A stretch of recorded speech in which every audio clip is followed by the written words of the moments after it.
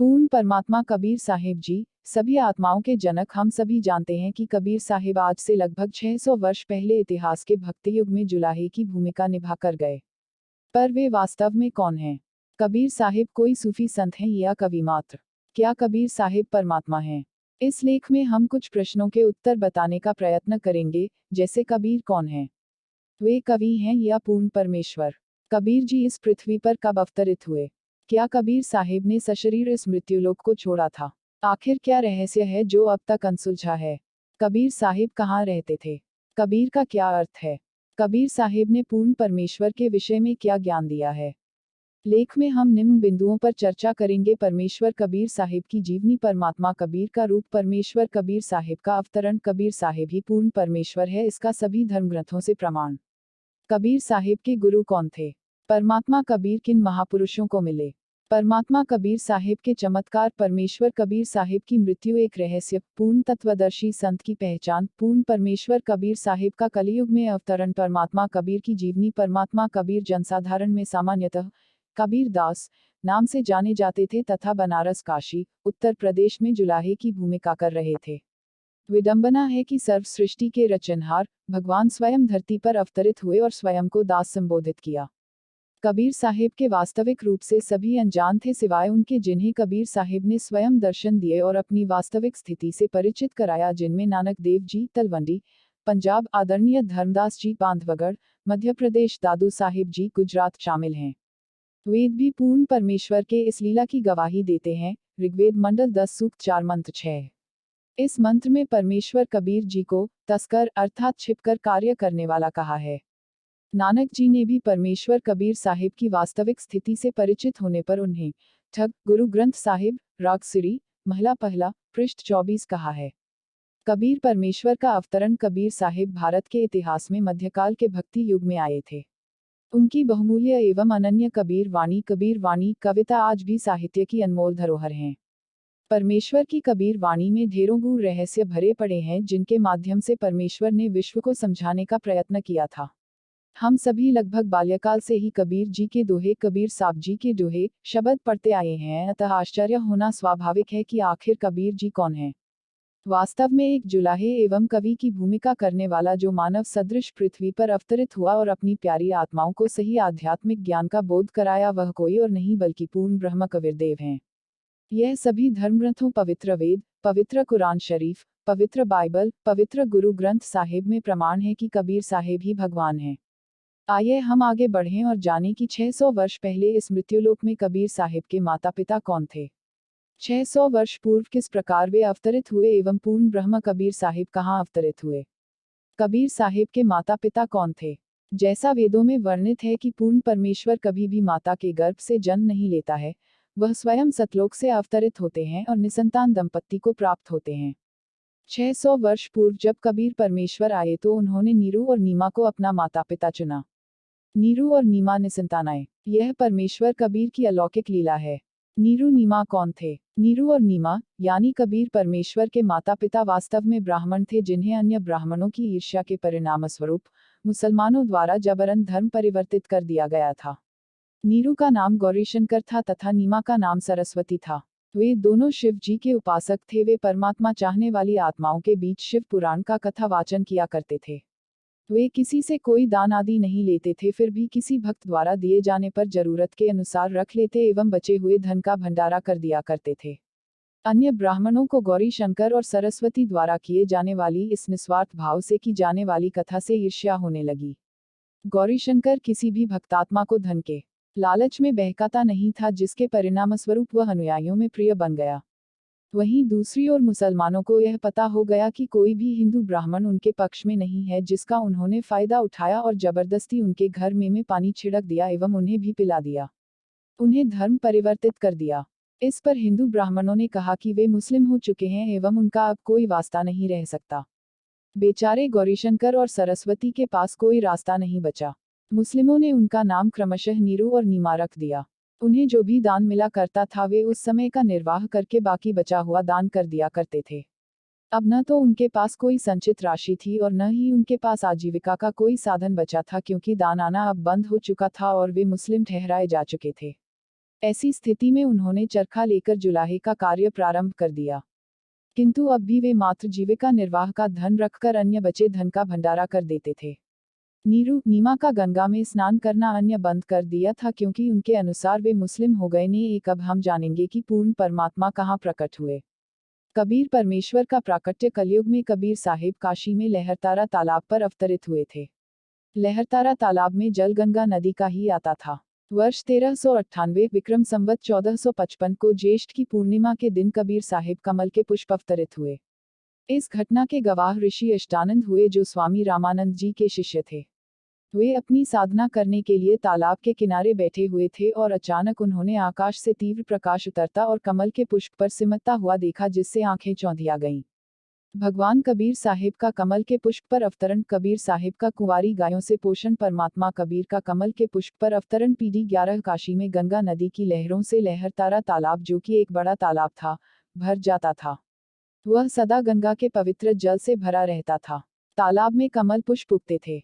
ज्येष्ठ मास की पूर्णिमा को सन 1398 विक्रमी संवत 1455 को सुबह ब्रह्म मुहूर्त में, जो कि सूर्योदय से लगभग 1.5 घंटे पहले होता है, कबीर परमेश्वर सतलोक धाम से सशरीर आकर शिशु रूप में लहरतारा तालाब के ही कमल के पुष्प में विराजमान हुए। इस घटना के प्रत्यक्ष दृष्टा स्वामी रामानंद जी के शिष्य ऋषि अष्टानंद जी थे, जो प्रतिदिन सुबह वहां साधना के लिए जाते थे। उन्होंने तेज प्रकाश उतरता देखा। उस तीव्र प्रकाश से सारा लहरतारा तालाब जगमग हो उठा एवं स्वयं ऋषि अष्टानंद की आंखें चौंधिया गईं। उन्होंने वह प्रकाश एक कोने में सिमटते देखा। अष्टानंद जी ने सोचा कि यह मेरी भक्ति की उपलब्धि है या कुछ अन्य अवतार अवतरित हुआ है। ऐसा सोचते हुए वे अपने गुरुदेव के पास पहुंचे। यहाँ नीरू नीमा गंगा नदी में नहाने से रोक दिए जाने के कारण लहरतारा तालाब में नहाने जाने लगे, क्योंकि उसमें भी गंगा का ही स्वच्छ जल रहता था। चूंकि वे निसंतान थे, अतः बालक रूप में कबीर साहिब को देखकर अति प्रसन्न हुए। नीमा ने शिशु रूप में आए परमात्मा को हृदय से लगाया। तब नीरू को परमात्मा ने स्वयं उसी बालक रूप में ही घर ले चलने का आदेश दिया। परमात्मा कबीर साहिब का लालन पालन नीरू नीमा शिशु रूप में कबीर परमात्मा को घर ले आए। परमेश्वर कबीर बहुत सुंदर थे और पूरी काशी उस सुंदर मुखड़े वाले परमेश्वर के अवतार को देखने के लिए चली आई। किसी ने भी इतना सुंदर बालक पहले कभी नहीं देखा था।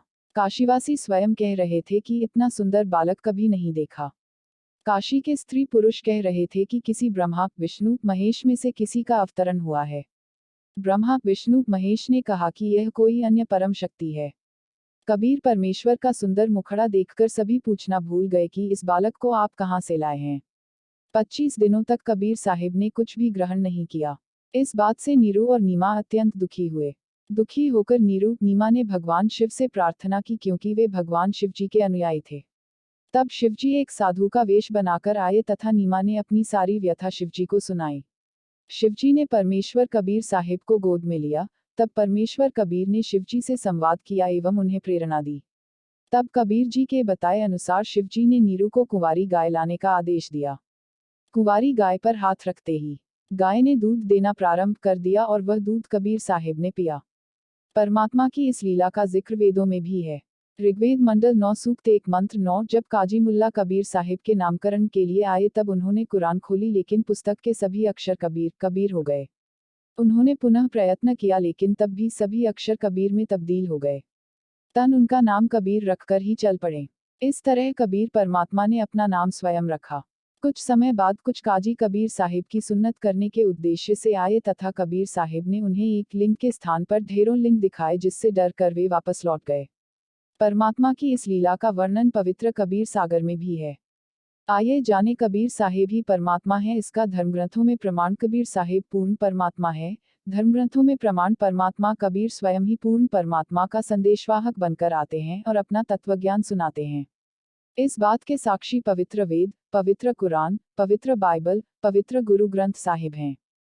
कबीर साहिब पूर्ण परमात्मा है। पवित्र वेदों में प्रमाण कबीर साहिब पूर्ण परमात्मा है। पवित्र कुरान में प्रमाण कबीर साहिब पूर्ण परमात्मा है। पवित्र बाइबल में प्रमाण कबीर साहिब पूर्ण परमात्मा है। पवित्र गुरु ग्रंथ साहिब में प्रमाण कबीर साहिब पूर्ण परमात्मा है। पवित्र वेदों में प्रमाण है कि कबीर साहिब प्रत्येक युग में आते हैं। परमेश्वर कबीर का माता के गर्भ से जन्म नहीं होता है तथा उनका पोषण कुंवारी गायों के दूध से होता है। अपने तत्वज्ञान को अपनी प्यारी आत्माओं तक वाणियों के माध्यम से कहने के कारण परमात्मा एक कवि की उपाधि भी धारण करता है। आइए वेदों में प्रमाण जाने। यजुर्वेद अध्याय 29 मंत्र 25, ऋग्वेद मंडल 9 सूक्त 96 मंत्र 17, ऋग्वेद मंडल 9 सूक्त 96 मंत्र 18, ऋग्वेद मंडल 9 सूक्त 1 मंत्र 9। यजुर्वेद अध्याय 29 मंत्र 25। यजुर्वेद में स्पष्ट प्रमाण है कि कबीर परमेश्वर अपने तत्वज्ञान के प्रचार के लिए पृथ्वी पर स्वयं अवतरित होते हैं। वेदों में परमेश्वर कबीर का नाम कबीरदेव वर्णित है। स्मिद्धोद्य मनुष्यो दुरोने देवो देवान्यजसी जातवेद आच वह मित्रमहश्चिकित्वान्त्वं दूतः कविरसि प्रचेता। 25। भावार्थ, जिस समय भक्त समाज को शास्त्र विधि त्याग कर मनमाना आचरण पूजा कराया जा रहा होता है, उस समय कबीरदेव कबीर परमेश्वर तत्वज्ञान को प्रकट करता है। ऋग्वेद मंडल 9 सूक्त 96 मंत्र 17। यह उद्धृत है कि पूर्ण परमेश्वर शिशु रूप में प्रकट होकर अपनी प्यारी आत्माओं को अपना तत्वज्ञान प्रचार कबीरगीर भी यानी कबीर वाणी से पूर्ण परमेश्वर करते हैं। ऋग्वेद मंडल 9 सूक्त 96 मंत्र 17। शिशुम जिज्ञानम हर्यतम मृजंती शुंभंती वह निमृतः गणेन कबीरगीर भी काव्यना कबीर संत सोमः पवित्रामत्येति रेभन। 17। भावार्थ, वेद बोलने वाला ब्रह्म कह रहा है कि विलक्षण मनुष्य के बच्चे के रूप में प्रकट होकर पूर्ण परमात्मा कबीरदेव अपने वास्तविक ज्ञान को अपनी कबीरगी भी अर्थात कबीर वाणी द्वारा निर्मल ज्ञान अपने हंसात्माओं अर्थात पुण्यात्मा अनुयायियों को कवि रूप में कविताओं लोकोक्तियों के द्वारा संबोधन करके अर्थात उच्चारण करके वर्णन करता है। वह स्वयं सत्पुरुष कबीर ही होता। ऋग्वेद मंडल 9 सूक्त 96 मंत्र 18। पूर्ण परमेश्वर कबीर साहिब जब तक पृथ्वी पर रहे उन्होंने ढेरों वाणियां अपने मुख कमल से उच्चारित की जिन्हें उनके शिष्य आदरणीय धर्मदास जी ने जिल्द किया। आज ये हमारे समक्ष कबीर सागर और कबीर बीजक के रूप में मौजूद हैं, जिनमें कबीर परमेश्वर की वाणियों का संकलन है।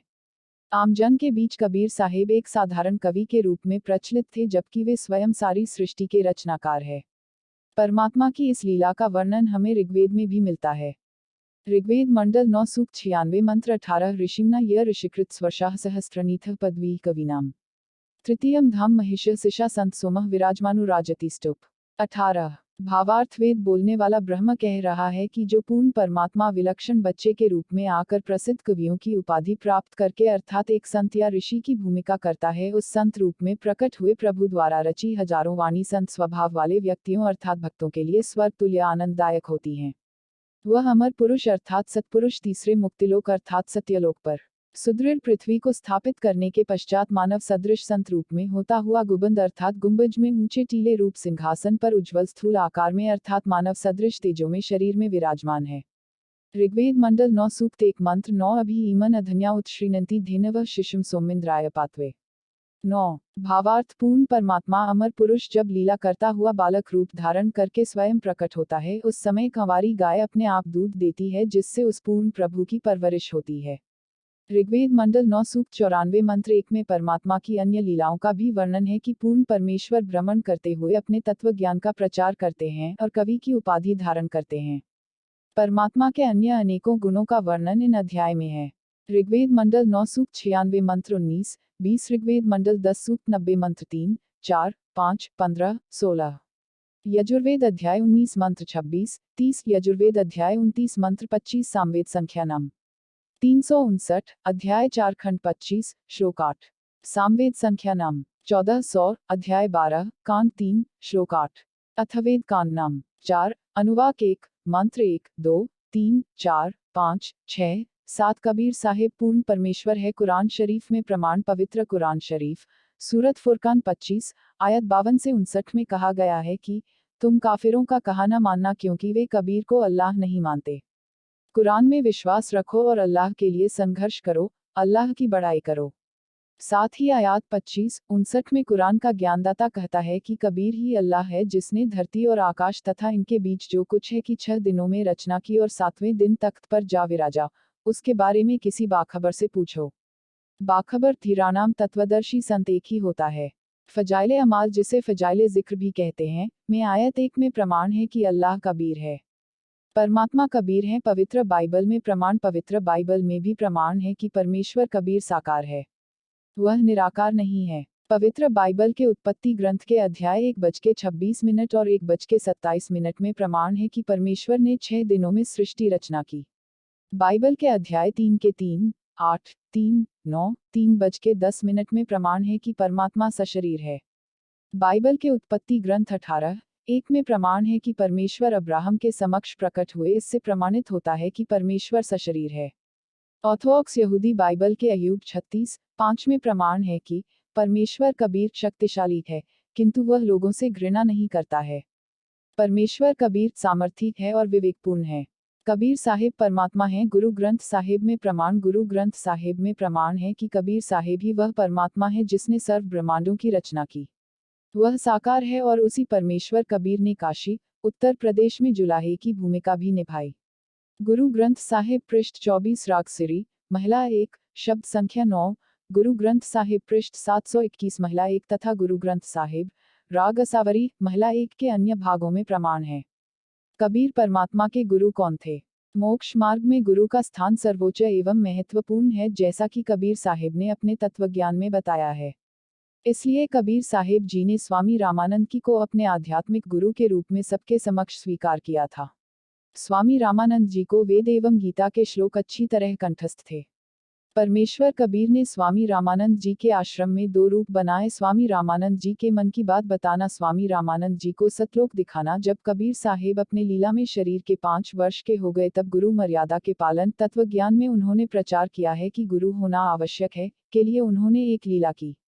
परमेश्वर 2.5 वर्ष के शिशु का रूप बनाकर काशी के पंचगंगा घाट पर लेट गए। स्वामी रामानंद जी प्रतिदिन स्नान हेतु वहां जाते थे। उस समय स्वामी रामानंद जी की आयु 104 वर्ष हो चुकी थी। उन्होंने काशी के अन्य पंडितों की तरह आडंबर युक्त भक्ति को नहीं अपनाया।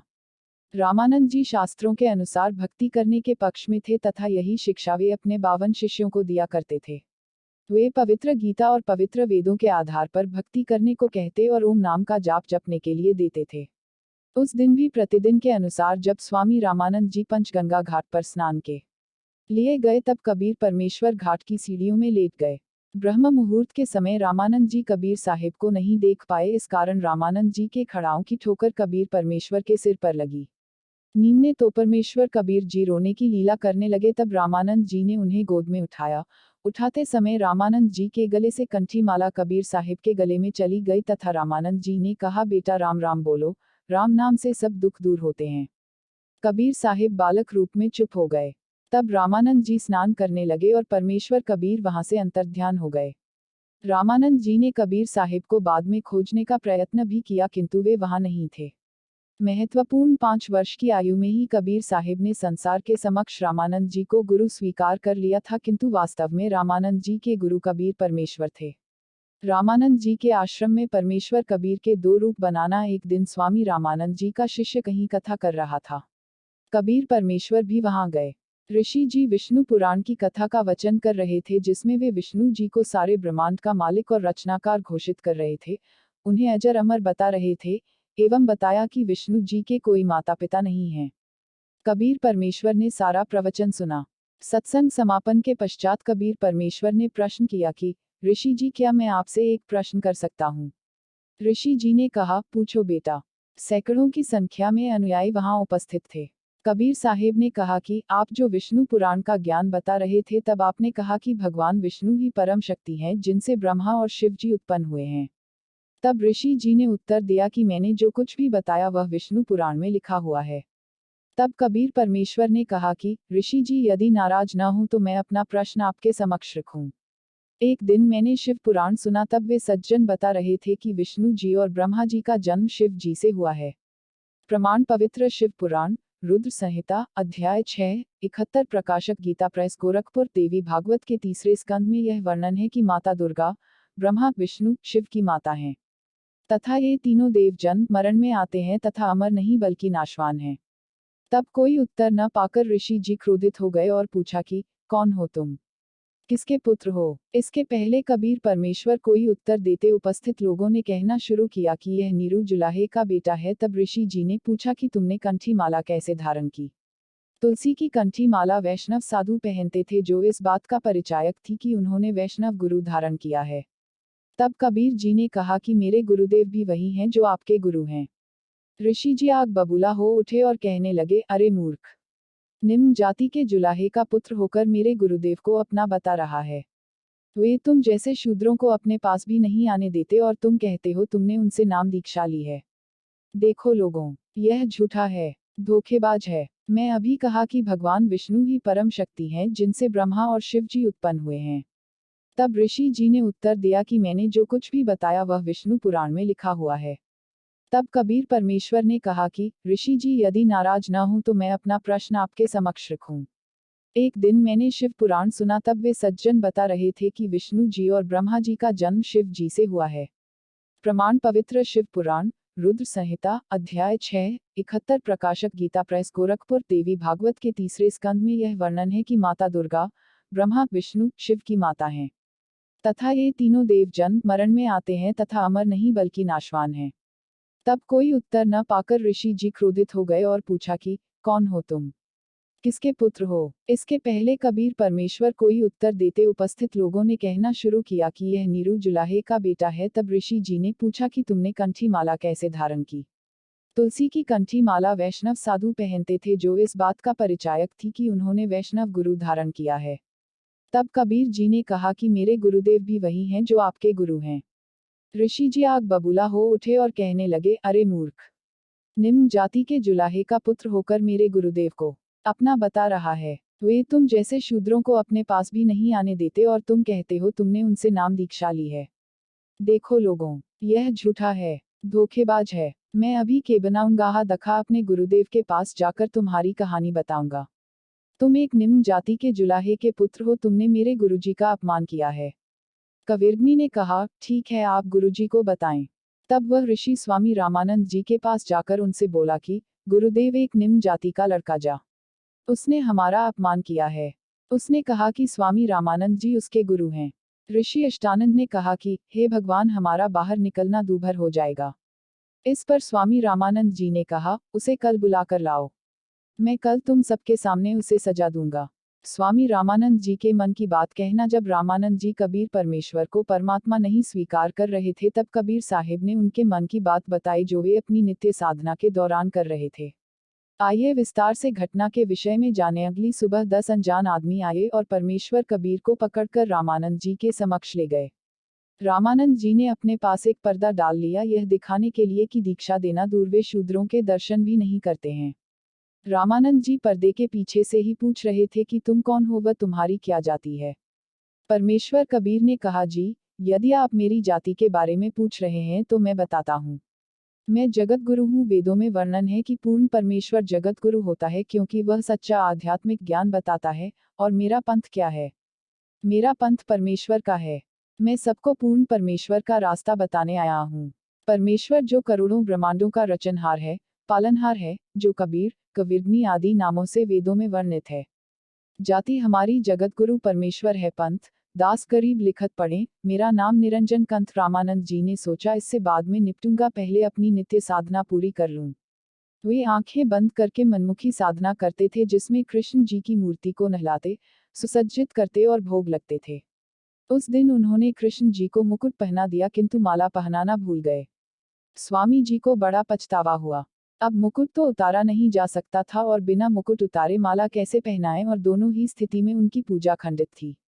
तभी पर्दे के पीछे खड़े कबीर परमात्मा स्वामी जी के मन की बात जानकर बोल उठे कि स्वामी जी, माला की गुंडी खोलकर माला पहना दो। तब रामानंद जी ने सोचा कि यह बच्चा मेरी मानसिक पूजा के बारे कैसे जाना। उन्होंने पूजा छोड़कर पर्दा हटाया और सबके समक्ष कबीर परमेश्वर को हृदय से लगा लिया। रामानंद जी ने पूछा कि आपने झूठ क्यों कहा। तब कबीर साहिब बोले, क्या झूठ स्वामी जी। तब स्वामी जी बोले, यही कि आपने मुझसे नामदीक्षा ली है। उत्तर में परमेश्वर कबीर बोले कि स्वामी जी, याद कीजिए, आप पंचगंगा घाट पर स्नानार्थ गए हुए थे और आपकी खड़ाऊं मेरे सर लगी थी और मैं रोने लगा था। तब आपने कहा कि बेटा राम राम बोलो। रामानंद जी ने कहा कि मुझे याद है, लेकिन वह बालक बहुत छोटा था। उस समय 5 वर्ष के बालक काफी बड़े हो जाया करते थे और 5 वर्ष और 2.5 वर्ष के बालक में पर्याप्त अंतर होता था। तब कबीर साहिब ने कहा, देखो स्वामी जी, मैं ऐसे ही दिख रहा था ना। और उन्होंने अपने 2 रूप बना लिए, एक 2.5 वर्ष का और 5 वर्ष के। वे स्वयं खड़े थे। अब स्वामी रामानंद जी 6 बार इधर देखते और 6 बार उधर की, कहीं आंखें धोखा न खा रही हों। और इस तरह उनके देखते देखते कबीर साहिब के 2.5 वर्ष वाला रूप परमेश्वर के 5 वर्ष वाले रूप में समा गया। तब रामानंद जी बोले, मेरा संशय दूर हुआ है। परमेश्वर आपको कैसे जाना जा सकता है? आप ऐसी जाति धारण करके खड़े हैं। हम अनजान तुच्छ बुद्धि जीवों को क्षमा करें। पूर्ण परमेश्वर कबीरदेव, मैं आपका नादान बच्चा हूँ। कबीर परमेश्वर ने पूछा कि स्वामी जी आप क्या साधना करते हो? रामानंद जी ने कहा कि मैं वेदों और गीता पर आधारित साधना करता हूँ।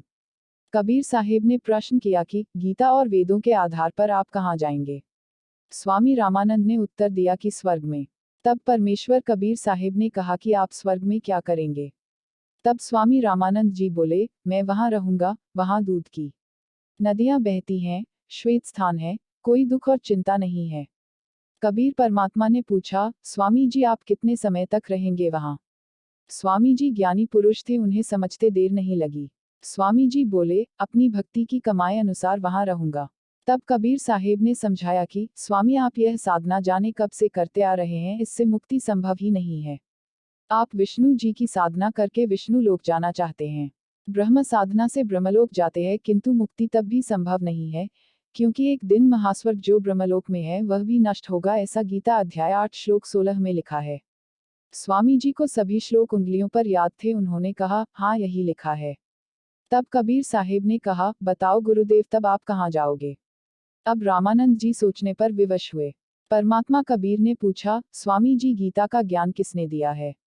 तब स्वामी जी ने उत्तर दिया कि श्री कृष्ण ने दिया है गीता ज्ञान। परमात्मा कबीर ने प्रश्न किया कि स्वामी जी संस्कृत महाभारत कांड 2 पृष्ठ 1531 पुरानी पुस्तक व पृष्ठ 667 नई पुस्तक में लिखा है कि हे अर्जुन अब मुझे वो गीता का ज्ञान याद नहीं रहा और उसे मैं पुनः नहीं सुना सकता। कबीर परमात्मा ने सभी प्रमाण सामने रख दिए। स्वामी जी का सतलोक जाना। कबीर परमात्मा ने स्वामी जी को तत्वज्ञान समझाया और उन्हें सतलोक लेकर गए। ब्रह्मा, विष्णु, महेश की वास्तविक स्थिति से परिचित करवाया। आइए जाने कबीर परमेश्वर द्वारा स्वामी रामानंद जी को सतलोक ले जाने की लीला। कबीर साहिब ने स्वामी रामानंद जी से पूछा कि आप क्या साधना करते हो? रामानंद जी ने उत्तर दिया कि मैं योग विधि से अपने शरीर के कमलों को खोलकर सीधा त्रिकुटी तक पहुंच जाता हूँ। कबीर साहिब ने उन्हें एक बार त्रिवेणी पर पहुंचने को कहा। स्वामी रामानंद जी समाधि लगाकर पहुंच गए। वहां उन्हें कबीर परमेश्वर मिले। ब्रह्मलोक में पहुंचते ही 3 रास्ते हो गए। 20 ब्रह्मांड पर करने के पश्चात 21वें ब्रह्मांड में भी वैसा ही रास्ता है। 3 में से एक रास्ता उस स्थान को जाता है जहां ज्योति निर्जनन 3 रूपों में रहता। परमात्मा ने रामानंद जी को आगे बताया कि ब्रह्मरंध्र उस नाम से नहीं खुलेगा जिसका रामानंद जी जाप करते हैं, बल्कि केवल सतनाम से खुलेगा। कबीर साहिब ने श्वासों से सतनाम का सिमरन किया और दरवाजा खुल गया। फिर कबीर साहिब ने बताया कि अब मैं तुम्हें उस काल का रूप बताता हूँ जिसे आप सब निराकार कहते हैं, जिसने गीता में कहा है कि मैं सबको खाने के लिए आया हूँ, जिसने कहा कि अर्जुन मैं कभी किसी को दर्शन नहीं देता। तब कबीर परमेश्वर ने काल ब्रह्म के सभी गुप्त स्थानों को दिखाया जहाँ वह ब्रह्मलोक में ब्रह्मा, विष्णु और शिव के रूपों में था। तब ब्रह्मलोक से आगे 21वें ब्रह्मांड में गए। काल भगवान की नजर ब्रह्मलोक से आने वाले रास्ते पर हमेशा रहती है, जो कि जटा कुंडली सरोवर के ऊपर है, ताकि कोई बाहर न निकल पाए। 21वें ब्रह्मांड का आखिरी लोक काल ब्रह्म का निजी स्थान है, वहां वह अपने वास्तविक रूप में रहता है। कबीर परमात्मा ने काल ब्रह्म को दिखाया कि देखो वह तुम्हारे निराकार भगवान का वास्तविक स्वरूप। क्योंकि सभी योगी व ऋषिजन ओम नाम के जाप से साधना करते हैं, लेकिन परमात्मा हासिल नहीं होता। योगीजन, ऋषिजन सिद्धियां पा जाते हैं, स्वर्ग महास्वर्ग तक जाते हैं और अंततः 84 लाख योनियों में जाते हैं। काल के दर्शन न हो पाने के कारण सभी परमात्मा को निराकार बताते हैं, जबकि शास्त्र प्रमाण है कि परमात्मा साकार है। कालब्रह्म की निकट आकर परमेश्वर ने सतनाम का उच्चारण किया। गीता अध्याय 17 श्लोक 23 ओम तत् सत। उसी क्षण काल का सिर झुक गया। काल के सिर के ऊपर एक दरवाजा है जिसके माध्यम से सतलोक और परब्रह्म के लोकों में जाया जाता है। उसके बाद भंवर गुफा की शुरुआत होती है। काल के लोक में भी एक भंवर गुफा है। कबीर साहिब के हंस कालब्रह्म के सिर को सीढ़ी बनाकर ऊपर जाते हैं। काल का सिर सीढ़ी की तरह कार्य करता है। परब्रह्म के लोक को पार करने के बाद परमेश्वर स्वामी रामानंद जी की आत्मा को सतलोक लेकर गए। वहां भी एक भंवर गुफा है। सतलोक में स्वामी जी ने रामानंद जी ने कबीर परमेश्वर के वास्तविक स्वरूप को देखा। उस मोहिनी सूरत में बैठे परमेश्वर के एक रोमकूप के शरीर का प्रकाश करोड़ों सूर्य और चंद्रमा के बराबर है, लेकिन गर्मी के स्थान पर शीतलता है। तब कबीर साहिब आगे बढ़कर सतपुरुष के सिर पर चंवर करने लगे। स्वामी रामानंद जी ने सोचा कि वास्तविक परमात्मा सत्पुरुष हैं और कबीर साहिब उनके सेवक होंगे। किंतु तभी सत्पुरुष उठे और कबीर साहिब के हाथों से चंवर ले लिया और परमेश्वर कबीर साहिब के 5 वर्षीय शरीर को चंवर करने लगे। और तभी दोनों रूप एक हो गए। स्वामी रामानंद जी की आत्मा को इसके पश्चात कबीर साहिब ने पृथ्वी पर भेज दिया और रामानंद जी की समाधि टूट गई। रामानंद जी 104 वर्ष के पुरुष 5 वर्ष के बालक रूप में कबीर परमेश्वर से कहते हैं, हे परमेश्वर, आप पूर्ण परमात्मा हैं और मैं आपका सेवक हूँ। मैंने पूर्ण परमेश्वर का वास्तविक स्वरूप देख लिया। चारों वेद और गीता जी आपका ही गुणगान कर रहे हैं। अब हम जानेंगे कि कबीर साहिब किन महापुरुषों को मिले। कबीर परमेश्वर किन महापुरुषों को मिले। पूर्ण परमेश्वर बहुत सी महान आत्माओं को मिले और उन्हें सृष्टि रचना बताई, तत्वज्ञान से परिचित करवाया और उन्हें सतलोक भी लेकर गए। किन महापुरुषों को कबीर परमेश्वर मिले। आदरणीय धर्मदास जी, आदरणीय गरीबदास जी महाराज, आदरणीय नानकदेव जी, आदरणीय संत दादू दयाल जी, आदरणीय घीसादास जी, आदरणीय संत मलुक दास जी, आदरणीय स्वामी रामानंद जी। कबीर साहिब और धर्मदास जी, आदरणीय धर्मदास जी बांधवगढ़ मध्य प्रदेश के निवासी थे। धर्मदास जी शास्त्र विरुद्ध साधनाएं करते थे। कबीर साहिब उन्हें मिले और उन्हें समझाया कि धर्म ग्रंथों में परमेश्वर की वास्तविक स्थिति से परिचित करवाया और तत्वज्ञान से परिचित करवाया। परमात्मा कबीर साहिब के तत्वज्ञान को सुनकर धर्मदास जी को आश्चर्य हुआ। कबीर साहिब धर्मदास जी की आत्मा को अपने वास्तविक स्थान सचखंड लेकर गए और वहां उन्हें अपनी वास्तविक परिचित करवाया। वापस आने के बाद धर्मदास जी ने सभी आंखों देखा लिखा। उन्होंने कबीर परमेश्वर की सभी वाणियों को कबीर सागर, कबीर बीजक व कबीर ख में लिखा।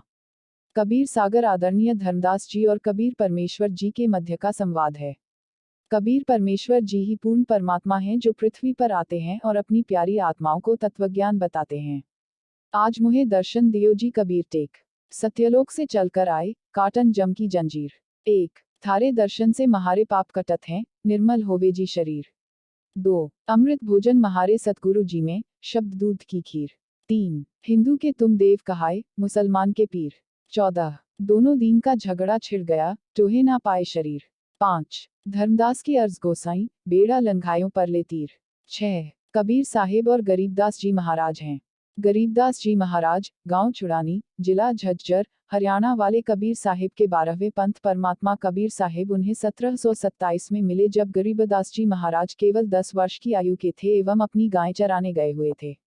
परमात्मा कबीर साहिब गरीबदास जी महाराज को जिंदा महात्मा के रूप में मिले, उन्हें सतलोक लेकर गए और उन्हें सच्चा वास्तविक ज्ञान बताया। परमात्मा कबीर साहिब ने गरीबदास जी मजराजा को नामदीक्षा दी। सतलोक से वापस आने के बाद गरीबदास जी महाराज ने सत ग्रंथ साहिब में सारा तत्वज्ञान लिखा। गरीबदास जी महाराज ने अपनी पवित्र वाणी में सतलोक और परम अक्षर ब्रह्म कबीर साहिब के विषय में लिखा है।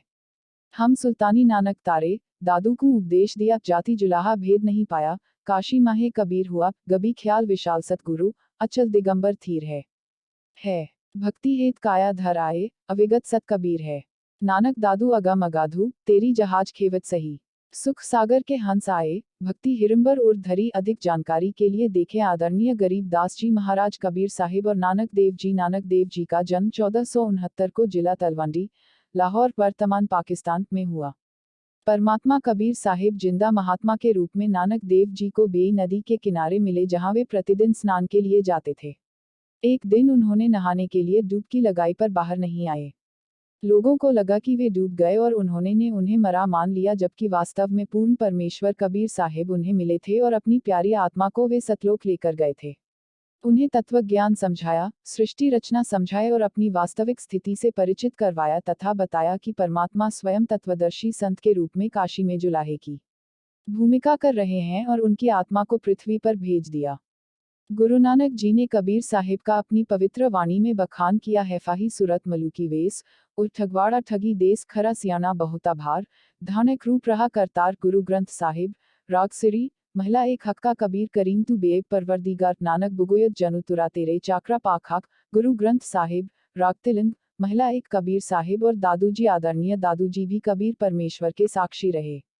कबीर साहिब उन्हें सतलोक लेकर गए और उन्हें वास्तविक आध्यात्मिक ज्ञान से परिचित करवाया। 3 दिन तक दादू साहिब जी अचेत रहे और जब कबीर साहिब ने दादू जी की आत्मा को पुनः पृथ्वी पर भेजा तो दादू जी ने अपने मुख कमल से कबीर परमेश्वर का गुणगान किया। जिन मोकु निज नाम दिया, सोई सतगुरु हमार, दादू दूसरा कोई नहीं, कबीर सृजनहार दादू नाम कबीर की, जय कोई लेवे ओट उनको कबहू लागे नहीं, काल वज्र की चोट केहरी नाम कबीर का, विषम काल गजराज दादू भजन प्रतापते, भाग्य सुनत आवाज अबही तेरी सब मिटे, जन्म मरण की पीर स्वान जुस्वान सुमिरले, दादू नाम कबीर कबीर साहिब और संत मलूक दास जी। आदरणीय मलूक दास जी को भी परमेश्वर कबीर मिले और उन्हें सही आध्यात्मिक ज्ञान समझाया। मलूक दास जी 2 दिनों तक अचेत रहे। जब परमेश्वर ने उनकी आत्मा को सतलोक की सैर करवा दी तब पुनः पृथ्वी पर भेजा। मलूक दास जी ने सचखंड और पूर्ण परमेश्वर को देखने के बाद निम्न वाणियां उच्चारित की। जपो रे मन सतगुरु नाम कबीर। टेक जपो रे मन परमेश्वर नाम कबीर। एक समय गुरु बंसी बजाए कालंदरी के तीर, सुर नर मुनि थकत भये थे, रुक गया दरिया नीर, काशी तज गुरु मघर आए, दोनों दीन के पीर, कोई गाढ़े कोई अग्नि जरावे, ढूंढा न पाया शरीर, चार दाग से सतगुरु न्यारा, अजरो अमर शरीर, दास मलुक सलूक कहत हैं, खोजो खसम कबीर। पूर्ण परमेश्वर कबीर साहिब के चमत्कार। परमात्मा स्वयं तत्वदर्शी संत के रूप में पृथ्वी पर आते हैं और तत्वज्ञान का प्रचार करते हैं। परमेश्वर कबीर तत्वज्ञान को दोहों, चौपाइयों, शब्द इत्यादि के माध्यम से अपनी प्यारी आत्माओं तक पहुंचाते हैं, किंतु परमेश्वर से अनजान आत्माएं उन्हें नहीं समझ पाती। परमेश्वर कबीर साहिब ने ढेरों चमत्कार भी हजारों लोगों की उपस्थिति में किए, जो भी कबीर सागर में वर्णित हैं। परमात्मा कबीर ने सिकंदर लोदी का जलन का रोग ठीक किया था। अतः सिकंदर लोदी का धार्मिक पीर शेख तकी इस बात से ईर्ष्या करता था कि कबीर परमेश्वर को सिकंदर लोदी महत्व देता है। कई बार सिकंदर लोदी ने परमेश्वर कबीर साहिब को नीचा दिखाने का प्रयत्न किया, लेकिन कोई फायदा नहीं हुआ। कबीर परमेश्वर ने 2 बार 2 शवों को सभी के सामने जीवित किया, जिनके नाम कमाल व कमाली रखे गए। शेख तकी के सिवाय सभी समझ गए थे कि कबीर साहिब कोई साधारण है। कबीर साहिब सर्वशक्तिमान है, किंतु शेख तकी अपनी ईर्ष्या पर ही अड़ा रहा। एक बार शेख तकी ने ईर्ष्यावश यह झूठी अफवाह उड़ा दी कि कबीर साहिब भंडारे का आयोजन कर रहे हैं, तथा कबीर साहिब, जो एक जुलाहे की भूमिका निभा रहे थे, प्रत्येक भोजन करने वाले को 1 स्वर्ण मोहर व 2 कीमती शॉल भेंट करेंगे। लेकिन कबीर परमेश्वर ने इस भंडारे को अंजाम भी दिया और केशव रूप बनाकर सतलोक से भंडारा लाकर 18 लाख व्यक्तियों को भोजन करवाने की पूरी अद्भुत लीला की, जिसका वर्णन कबीर सागर में है। भगवान कबीर साहिब की मृत्यु एक रहस्य। अक्सर यह पूछा जाता है कि कबीर साहिब की मृत्यु कब और कैसे हुई। असल में कबीर साहिब नहीं मरे। जैसा कि वेदों में वर्णित है कि कबीर परमेश्वर कबीर कभी नहीं मरते, वह अमर और अविनाशी परमात्मा है। पूर्व निर्धारित समय अनुसार जब परमात्मा की लीला का समय समाप्त हुआ और वे सतलोक जाने लगे तो उन्होंने एक और लीला की। कबीर परमेश्वर काशी से चलकर मगहर आए, इस भ्रांति को तोड़ने के लिए कि जो मगहर में मरता है वह नरक जाता है, व जो काशी में मरता है वह स्वर्ग जाता है। स्थान का महत्व नहीं, बल्कि व्यक्ति के किए हुए कर्मों का महत्व होता है। कबीर परमेश्वर के सभी शिष्य जो दोनों धर्मों के थे, वे इकट्ठे हुए। मुसलमान राजा बिजली खां पठान और हिंदू राजा SNLINETMEINI वीर सिंह देव भी उनके शिष्यों में से थे, जो युद्ध की पूरी तैयारी के साथ खड़े थे, क्योंकि वे दोनों ही अपने अपने तरीके से कबीर साहिब का अंतिम संस्कार करना चाहते थे। परमात्मा कबीर साहिब ने दोनों को झगड़ा न करने व शांतिपूर्वक रहने के सख्त आदेश दिए। कुछ समय बाद कबीर परमात्मा ने आकाशवाणी की कि वे सशरीर सतलोक जा रहे हैं। चादरें उठाई गईं, वहां सुगंधित फूलों के अतिरिक्त कुछ नहीं था। परमात्मा कबीर साहिब के आदेशानुसार दोनों धर्मों ने प्रेम से फूल आधे आधे बांट लिए और आज भी मगहर में यादगार स्थित है। इस तरह वह सशरीर आए हुए परमात्मा सशरीर सतलोक चले गए। पूर्ण तत्वदर्शी संत की पहचान। पूर्ण तत्वदर्शी संत की पहचान हमारे शास्त्रों में वर्णित है, जैसे पवित्र गीता, पवित्र वेद, पवित्र कुरान शरीफ, पवित्र बाइबल, पवित्र गुरु ग्रंथ साहिब गीता अध्याय 15 श्लोक 1 से 4 में वर्णन किया है कि वह जो उल्टे लटके संसार रूपी वृक्ष के सभी भागों को विस्तार से बताएगा, वह वेदों के अनुसार तत्वदर्शी संत है। गीता अध्याय 17 श्लोक 23 में भी प्रमाण है कि तत्वदर्शी संत ओम तत्सत सांकेतिक मंत्र 3 बार में नाम उपदेश की प्रक्रिया पूर्ण करते हैं। यजुर्वेद अध्याय 19 मंत्र 25-26 में बताया गया है कि तत्वदर्शी संत धार्मिक ग्रंथों के गूढ़ रहस्य उजागर करता है। कबीर सागर के बोध सागर के अध्याय जीव धर्म बोध में भी पूर्ण तत्वदर्शी संत की पहचान लिखी है। सामवेद संख्या 822 अध्याय 3 कांड 5 श्लोक 8 में तत्वदर्शी संत के गुणों का वर्णन है। गुरु ग्रंथ साहिब रागमारू महिला 1 में भी प्रमाण है कि सुनु ब्रह्मा विष्णु महेजु उपाय सुने वर्ते जुग सबाय इसु पद बिचारे सो जनुपुरा तिस मिलिए भरमु चुकायदा। 3 सामवेद ऋगु जुज्रु अथर्वणु ब्रह्मे मुख माया है त्रौगुण ताकि कीमत कही न सके। को तियु बोले जियु बुलायदा। 9 कुरान शरीफ के सूरत फुरकान आयत 25-59 में ज्ञान को बाखबर से पूछने को कहा गया है जो अल्लाह तक पहुँचने का सही मार्ग बताएंगे। अधिक जानकारी के लिए देखें विश्व में सही पूर्ण संत की पहचान। परमेश्वर कबीर का कलियुग में अवतरण। वेदों में वर्णन है कि परमेश्वर चारों युगों में अलग अलग नामों से आते हैं। सतयुग में सत सुकृत नाम से, त्रेता युग में मुनींद्र नाम से, द्वापर में करुणामय नाम से और कलयुग में अपने वास्तविक नाम कबीर से प्रकट होते हैं। कलियुग में आज से 600 वर्ष पूर्व कबीर परमात्मा आए हुए थे। इसका प्रमाण भी हमें ऋग्वेद सूक्त 96 मंत्र 17 में वर्णन है कि पूर्ण परमात्मा लीला करता हुआ बड़ा होता है और अपने तत्वज्ञान का प्रचार दोहों, शब्द, चौपाइयों के माध्यम से करता है, जिससे वह कवि की उपाधि भी धारण करता है। देखें पूर्ण परमात्मा चारों युगों में आते हैं। प्रमाण कबीर परमात्मा आज भी उपस्थित हैं। वे सदैव ही तत्वदर्शी संत के रूप में विद्यमान रहते हैं। आज वे हमारे समक्ष जगत गुरु तत्वदर्शी संत रामपाल जी महाराज के रूप में आए हैं। आप सभी से प्रार्थना है कि उन्हें पहचानें व उनकी शरण ग्रहण करें। सार सभी प्रमाण संत रामपाल जी महाराज पर खरे उतरते हैं तथा पूर्ण तत्वदर्शी संत की पहचान इंगित करते हैं कि तत्वदर्शी संत के रूप में इस पूरी पृथ्वी पर जगत गुरु तत्वदर्शी संत रामपाल जी महाराज हैं। वे तार्किक तत्वज्ञान बताने वाले पूर्ण तत्वदर्शी संत हैं। उनकी शरण आएं और अपना जीवन सफल बनाएं। मैं